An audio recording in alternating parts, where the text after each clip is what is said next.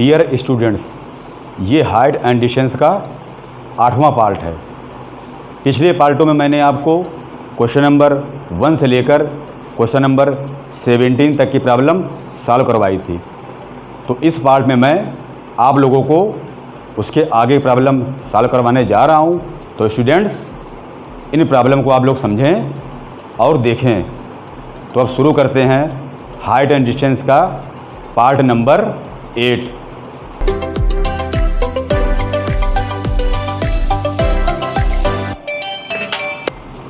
हाँ, तो 18वें क्वेश्चन में क्या है, एक हवाई जहाज से किसी सड़क पर एक ही ओर स्थित दो गांवों के औनवन कोण 45 अंश और 60 अंश देखे गए। यदि इन गांवों के बीच की दूरी 2 किलोमीटर हो तो हवाई जहाज की ऊंचाई ज्ञात करनी है। तो स्टूडेंट्स, यहाँ पर सिचुएशन क्या बनेगी, एक हवाई जहाज आसमान में उड़ रहा होगा और उसके नीचे एक सड़क होगी। सड़क के किनारे क्या होगा, 2 गांव हैं। तो आप सभी लोग जानते हैं कि हवाई जहाज ऊपर होगा और गांव कहाँ होंगे, नीचे। तो हवाई जहाज से गांव के लिए औनवन कोण बनाया जाएगा। और गांव कितने हैं, 2 गांव हैं, यानी 2 विलेज हैं। चलिए देखते हैं पोजीशन कैसे बनेगी। मान लेते हैं ए बिंदु पर हवाई जहाज है।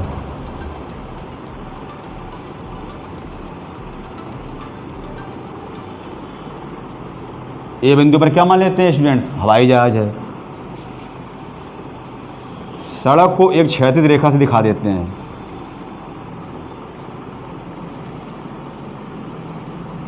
बिंदु बी पर पहला गांव है, यानी फर्स्ट विलेज है। और बिंदु सी पर क्या है, दूसरा गांव है, यानी सेकंड विलेज है। एक ही ओर का मतलब होता है, जैसे हम कहें कि हमारे बाईं तरफ 2 व्यक्ति खड़े हैं, तो इसका मतलब दोनों व्यक्ति हमारे एक ही ओर होंगे। अगर हम ये कहें हमारे सामने 2 व्यक्ति खड़े हैं, तो दोनों व्यक्ति क्या होंगे, एक ही ओर खड़े होंगे। उसी प्रकार से हवाई जहाज से एक ही ओर स्थित गांव देखे गए। तो यहाँ पर औनवन कोण कैसे बनाना पड़ेगा, ऊपर से एक खींच देंगे क्षैतिज रेखा। अब हवाई जहाज से क्या देखा गया, पहले गांव का क्या, औनवन कोण। तो हवाई जहाज से पहले गांव को मिला देंगे, 45 अंश और 60 अंश, तो ये 45 अंश हो गया। तो ये भी कितना हो जाएगा, 45 अंश। दूसरे गांव को देखा गया हवाई जहाज से, तो हवाई जहाज से बिंदु सी यानी कि दूसरे गांव को मिला देंगे। अब ये औनवन कोण कितना बन रहा है, 60 अंश, तो ये हो गया 60 अंश। अब ये एकांतर कोण के द्वारा क्या हो जाएगा, नीचे से 60 अंश बन जाएगा। स्पष्ट है कि ऊपर से बनने वाला औनवन कोण नीचे से क्या बन जाता है, उन्नयन कोण। तो हवाई जहाज ने गांव के लिए क्या बना दिया, औनवन कोण। तो गांव हवाई जहाज के लिए क्या बना देंगे, उन्नयन कोण। स्टूडेंट बात समझे कि नहीं समझे। अब इन गांवों के बीच की दूरी 2 किलोमीटर है। तो पहला गांव बिंदु बी मान लिया और दूसरा गांव क्या मान लिया, बिंदु सी। तो इनके बीच की दूरी कितनी है, 2 किलोमीटर। तो ये 2 किलोमीटर इनके बीच की दूरी हो गई। हवाई जहाज की ऊंचाई ज्ञात करनी है, यानी एरोप्लेन की हाइट फाइंड करनी है। तो सबसे पहली बात, जब कभी किसी भी वस्तु की हाइट फाइंड करनी होती है या ऊंचाई ज्ञात करनी होती है, तो उसको निकालने का एक ही तरीका होता है, क्षैतिज रेखा पर उस वस्तु से लंब गिरा दिया जाता है। तो ये क्षैतिज रेखा हो गई और इस पर लंब गिरा दिया गया। लंब किससे गिराया गया, हवाई जहाज यानी बिंदु ए से। तो ये हवाई जहाज की ऊंचाई होगी। A B C इसको डी बिंदु मान लिया गया।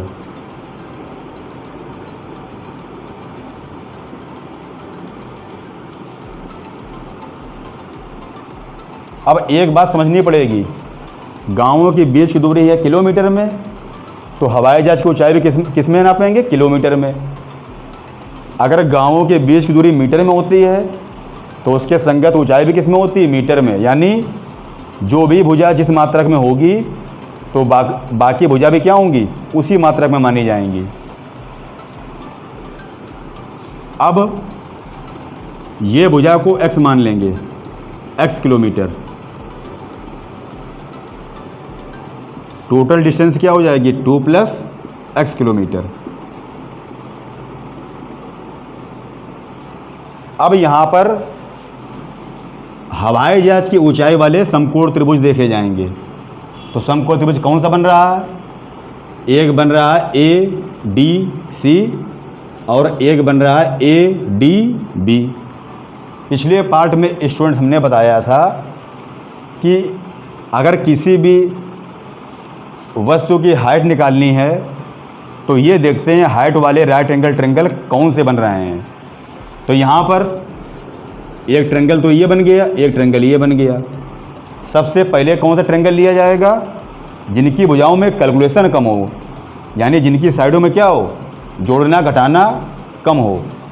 तो सबसे पहले ट्रायंगल कौन सा लेंगे? ADC और ADB ये बाद में लेंगे, क्योंकि यहाँ पे साइड में क्या आ रहा है? 2 + x आ रहा है। चलिए देखते हैं। माना बिंदु A पर हवाई जहाज है, बिंदु A पर हवाई जहाज है।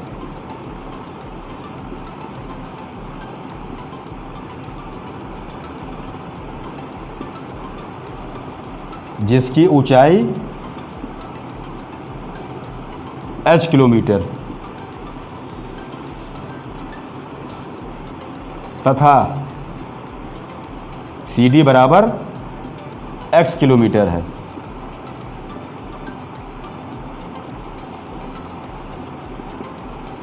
अब राइट एंगल ट्रायंगल ADC में 90 के सामने क्या होगी? हाइपोटेनस। एंगल के सामने क्या होगी? परपेंडिकुलर। ये क्या हो जाएगी? बेस। यानी बेस फाइंड है और परपेंडिकुलर फाइंड करना है। तो यहाँ पर स्टूडेंट tan का रेशियो लगेगा। समकोण त्रिभुज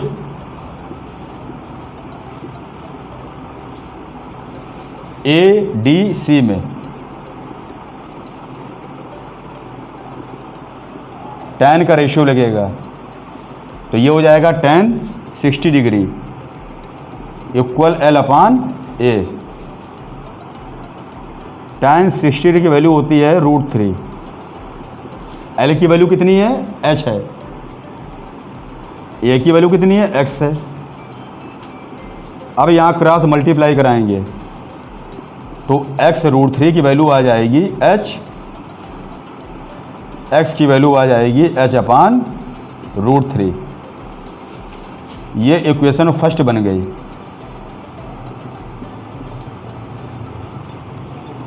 स्टूडेंट्स यहाँ पर x को भी लेट किया गया और h को भी लेट किया गया है। हमको आखिरी में हाइट फाइंड करनी है, तो यहाँ से पहले हम वैल्यू किसकी फाइंड करेंगे? x की। पिछले क्वेश्चंस में हम बता चुके हैं जो वैल्यू बाद में फाइंड करनी होती है उसको बाद में फाइंड करते हैं। इसीलिए यहाँ से x की वैल्यू क्या आ गई? h/√3। तो ये इक्वेशन फर्स्ट हो गई। अब फिर से एक बार हमको हवाई जहाज की ऊंचाई निकालनी है, यानी एरोप्लेन की हाइट निकालनी है। अब की राइट एंगल ट्रायंगल कौन सा लिया जाएगा? ADB, क्योंकि इस ट्रायंगल में एरोप्लेन की हाइट क्या है? याद करनी है। देखिए समकोण त्रिभुज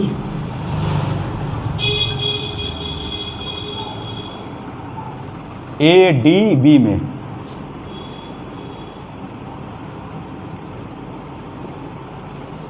फिर वही काम करना है। 90 के सामने क्या होगी? हाइपोटेनस। एंगल के सामने क्या होगी? परपेंडिकुलर। ये क्या हो जाएगी? बेस। बेस हमको गिवन है और फाइंड क्या करना है? परपेंडिकुलर यानी कि हाइट। तो यहाँ पर भी tan का रेशियो लग जाएगा। tan एंगल कितना लगेगा 45 degree, tan 45 degree equal L/A। tan 45 degree की वैल्यू होती है 1, L की वैल्यू है h और A की वैल्यू है 2 + x। क्रॉस मल्टीप्लाई कराएंगे तो यहाँ से 2 + x की वैल्यू आ जाएगी h। ये इक्वेशन क्या हो गई, सेकेंड हो गई। अब स्टूडेंट्स इक्वेशन फर्स्ट से x की वैल्यू किसमें पुट करेंगे, इक्वेशन सेकेंड में।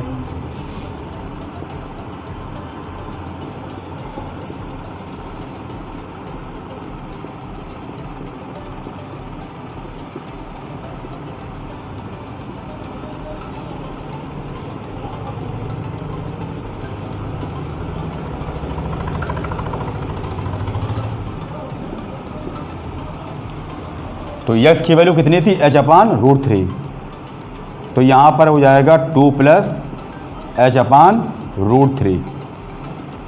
ये हो गया h।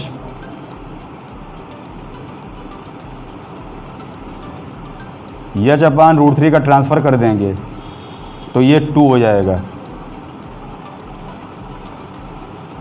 एलसीएम आ जाएगा √3, तो ये हो जाएगा √3h - h बराबर 2। फिर से क्लास मल्टीप्लाई करा लेंगे। इसमें h कॉमन कर लेंगे तो ये हो जाएगा √3 - 1 बराबर 2√3। तो इस तरह से ये क्वेश्चन यहाँ तक सॉल्व हो गया है। अब थोड़ा टाइम इसमें और देना पड़ेगा। एक बार आपको हम फिर से समझा देते हैं, उसके बाद इसको रब करते हैं। एक हवाई जहाज से किसी सड़क पर एक ही ओर स्थित दो गांवों के अवनमन कोण क्या है, 45 डिग्री और 60 डिग्री। इन गांवों के बीच की दूरी 2 किलोमीटर है, तो हवाई जहाज की ऊंचाई ज्ञात करनी है। तो सबसे पहले बिंदु ए को हवाई जहाज मान लिया, ये सड़क हो गई क्षैतिज रेखा। बिंदु बी पर पहला गांव है, बिंदु सी पर क्या है, दूसरा गांव, यानी कि सेकंड विलेज है। अब बिंदु बी क्या है, फर्स्ट विलेज। इनके बीच की डिस्टेंस कितनी है, 2 किलोमीटर। तो जब हवाई जहाज से गांवों का अवनमन कोण बनाएंगे तो हवाई जहाज यानी पॉइंट ए से पहले गांव यानी पॉइंट बी को मिला देंगे। ये क्षैतिज रेखा हो गई, ये दृष्टि रेखा हो गई। तो ये कितना हो गया अवनमन कोण, 45 डिग्री। तो ये एकांतर कोण के द्वारा क्या हो गया, 45 डिग्री। यानी ऊपर से अवनमन कोण बराबर क्या, नीचे से उन्नयन कोण। इसी प्रकार जब दूसरे गांव का अवनमन कोण बनाएंगे तो बिंदु ए से दूसरे गांव को मिला देंगे। तो ये 60 अंश, ये भी क्या हो गया 60 अंश। हवाई जहाज की ऊंचाई निकालने के लिए तरीका क्या बताया था हमने कि क्षैतिज रेखा पर लंब गिरा देंगे बिंदु ए से। तो ये जो परपेंडिकुलर हुआ ये, यही क्या होगी, एरोप्लेन की हाइट होगी। यानी इतनी हाइट से क्या उड़ रहा है। अब इस डिस्टेंस को x किलोमीटर मान लिया और हवाई जहाज की ऊंचाई को h किलोमीटर मान लिया। फिर समकोण त्रिभुज किसमें, ADC में क्या लगा दिया, परपेंडिकुलर फाइंड करना है और बेस हमको गिवन है। तो क्या लग जाएगा, tan 60 डिग्री L/A। तो यहाँ से x की वैल्यू क्या आ गई, h/√3। ये इक्वेशन फर्स्ट बन गई। अब राइट एंगल ट्रायंगल ADB में तो यहाँ पर फिर से क्या लग जाएगा, tan 45 डिग्री। तो यहाँ पर 2 + x की वैल्यू क्या आ गई, h। ये इक्वेशन क्या हो गया, सेकंड। अब इक्वेशन फर्स्ट से x की वैल्यू किसमें पुट करेंगे, सेकंड में पुट कर दी गई। तो ये h ब्रैकेट में √3 - 1 बराबर क्या आ गया, 2√3।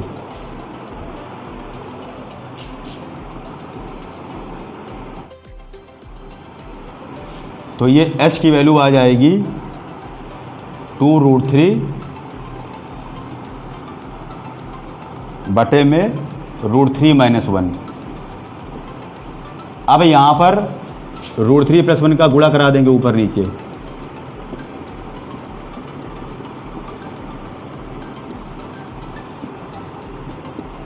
तो ये हो जाएगा 2√3 ब्रैकेट में √3+1।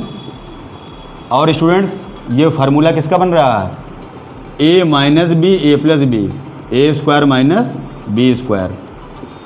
तो ये हो जाएगा √3 का स्क्वायर माइनस 1 का स्क्वायर।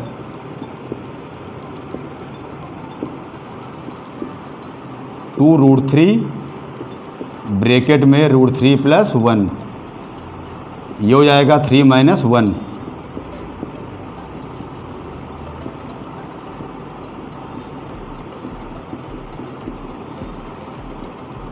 टू से 2 को डिवाइड कर देंगे तो h की वैल्यू आ जाएगी √3 ब्रैकेट में √3+1। अब यहाँ तक आंसर जो है वो क्लियर है। फिर भी आपको अगर और सॉल्व करना है तो √3 का √3 से मल्टीप्लाई कितना हो जाएगा, 3 + √3। √3 की वैल्यू होती है स्टूडेंट्स 1.732, तो 1.732 लिख देंगे। जब इन दोनों को ऐड करेंगे तो ये 4.732 किलोमीटर में आएगा।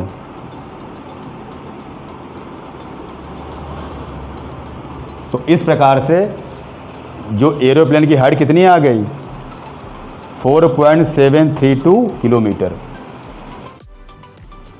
19वें क्वेश्चन में क्या है, एक सीधी सड़क के किनारे खड़ी एक मीनार के किनारे स्थित 2 क्रमागत किलोमीटर के पत्थरों के अवनति कोण अल्फ़ा और बीटा हैं। मीनार की ऊंचाई ज्ञात करनी है। तो स्टूडेंट्स यहाँ पर पोजीशन क्या होगी, एक सड़क होगी। अब सड़क के एक किनारे पर क्या खड़ी होगी, मीनार खड़ी होगी। फिर मीनार के किनारे पर क्या होंगे, 2 पत्थर लगे होंगे और पत्थर के बीच की डिस्टेंस कितनी है, 1 किलोमीटर। ये 1 किलोमीटर कैसे आएगा, जब क्रमागत पत्थर होते हैं तो इसका मतलब ये होता है कि हर 1 किलोमीटर के बाद दूसरा पत्थर आता है। फॉर एग्ज़ाम्पल हम लोग जब बस में यात्रा कर रहे होते हैं तो देखते हैं कि अगर 24 किलोमीटर लिखा है तो 1 किलोमीटर के बाद कौन सा पत्थर मिलता है, 25 किलोमीटर। फिर 1 किलोमीटर के बाद कौन सा पत्थर मिलता है, 26 किलोमीटर। यानी दोनों पत्थर के बीच की जो डिस्टेंस है वो कितनी होती है, 1 किलोमीटर। इन पत्थरों को कहा जाता है क्रमागत किलोमीटर के पत्थर। तो सबसे पहले एक मीनार बनानी पड़ेगी, तो एक मीनार बना देते हैं।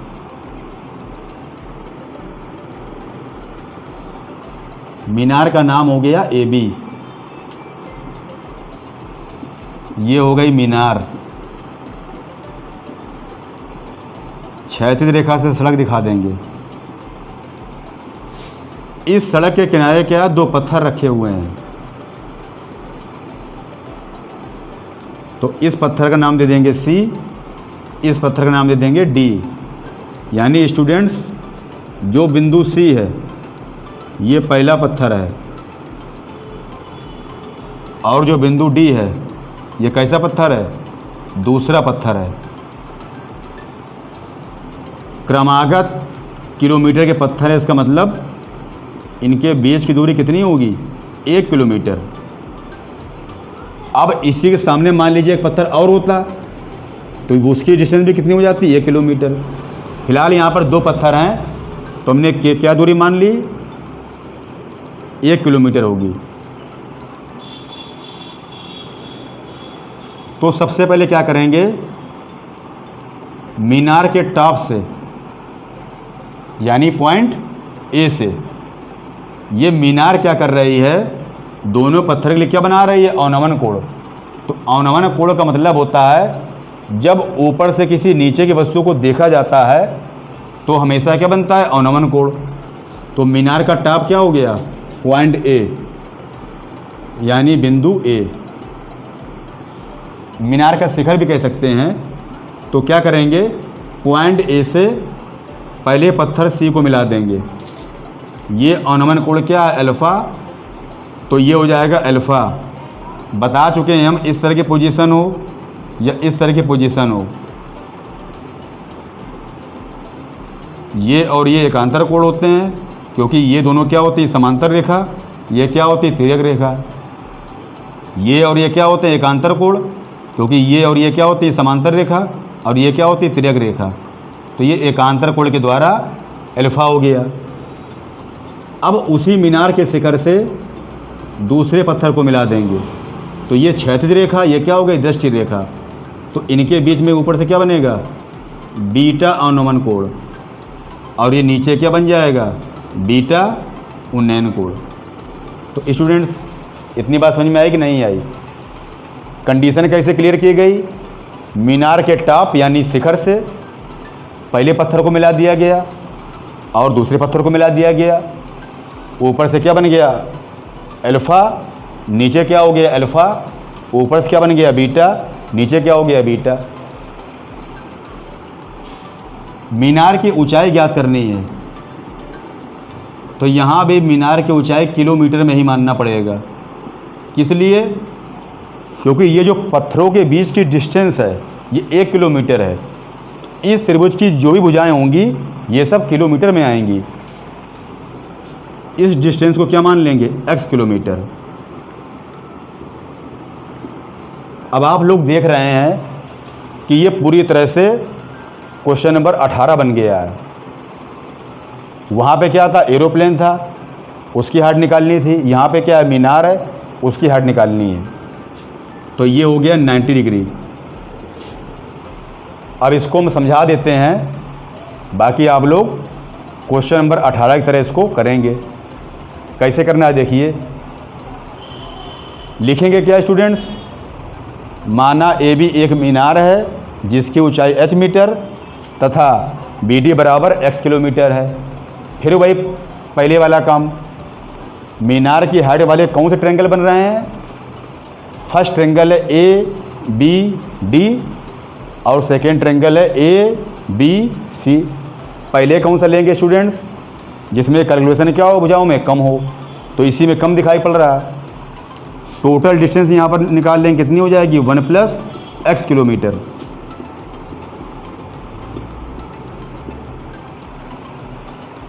तो यहाँ पर माना ए बी एक मीनार है जिसकी ऊंचाई h किलोमीटर, ये तो आप लिख ही लेंगे, मैंने पहले बता दिया। अब इस ट्रायंगल में 90 के सामने क्या होगा, हाइपोटेनस, एंगल के सामने क्या होगा, परपेंडिकुलर, ये क्या हो जाएगा, बेस यानी कि आधार। तो आधार पता है, लंब ज्ञात करना है यानी कि परपेंडिकुलर ज्ञात करना है। इस ट्रायंगल में tan बीटा लगा देंगे, लंब बटे आधार, वहाँ से x की वैल्यू निकाल लेंगे, इक्वेशन फर्स्ट बन जाएगी। अब right angle triangle A B C में 90 के सामने क्या होगी, हाइपोटेनस, एंगल के सामने क्या होगी, परपेंडिकुलर, ये क्या हो जाएगी, बेस। तो बेस पता है, परपेंडिकुलर फाइंड करना है यानी कि ज्ञात करना है, तो फिर से क्या लगा देंगे, tan अल्फ़ा। तो ये भी हो जाएगा लंब बटे आधार, यहाँ से 1 + x की वैल्यू निकाल लेंगे, ये इक्वेशन क्या हो जाएगी, सेकंड हो जाएगी। अब इक्वेशन फर्स्ट से x की वैल्यू इक्वेशन सेकंड में पुट कर देंगे और सॉल्व करने के बाद मीनार की ऊंचाई h ज्ञात हो जाएगी। तो स्टूडेंट्स, इसको आप लोगों को लगाना है। और इस पार्ट में हमने आपको क्वेश्चन नंबर 18 और 19 के बारे में समझाया। नेक्स्ट पार्ट में आप लोगों को हम क्वेश्चन नंबर 20 और उसके आगे के समझाएंगे। फ़िलहाल आप लोग इसको घर में लगाएं और अपनी बोर्ड परीक्षा की तैयारी करें। और अगर आपको ये वीडियो अच्छे लग रहे हों तो इसे लाइक और शेयर ज़रूर करें।